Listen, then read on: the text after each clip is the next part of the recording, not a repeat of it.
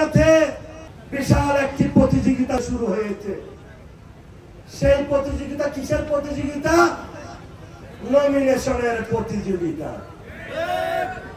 মানুষ দৌড়াচ্ছে নমিনেশনের জন্য, আর আমি ইতিমধ্যেই তাদের শীষের জন্য ভোট খোঁজা শুরু করে দিয়েছি।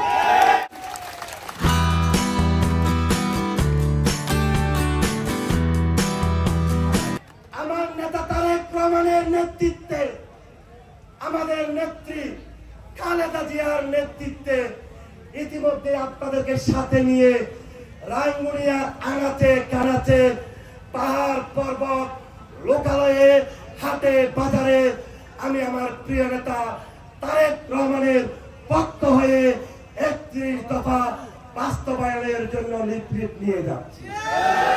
ঠিক কিনা?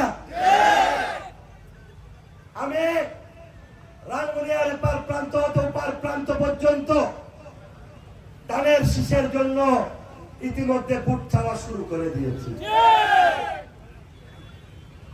আর সেগুলো হয়তো রাঙ্গুনিয়ার সর্বস্তরের আপামর জনগণের ভালো লাগলেও কিছু কিছু মানুষের ভালো লাগে।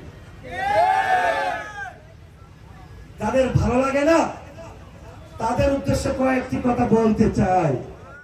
2018 সালের জাতীয় নির্বাচনে এই রাঙ্গুনিয়াতে শেখ হাসিনার ভয়ে হোক, রাঙ্গুনিয়ার তৎকালীন প্রভাবশালী মন্ত্রীর ভয়ে হোক, রাঙ্গুনিয়াতে যেই সময়ে অনেক বড় বড় নেতারা এই তারের শীষের প্রতীক চাইতেও ভয় করেছে, ঠিক সেই মুহূর্তেও আপনাদের সন্তান হিসেবে, আপনাদের ভাই হিসেবে এই তারের শীষকে জনগণের মাঝে বাঁচিয়ে রাখার জন্য মুরাদ চৌধুরী সেই 2018 সালেও সমস্ত রক্তচক্ষু উপেক্ষা করে রাঙ্গুনিয়ার মানুষের জন্য তারের শীষের প্রতীক চেয়েছিলাম।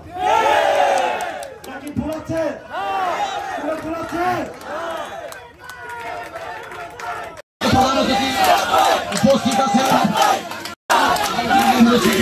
রাঙ্গুনিয়ার মানুষকে দমিয়ে রাখা যাবে না।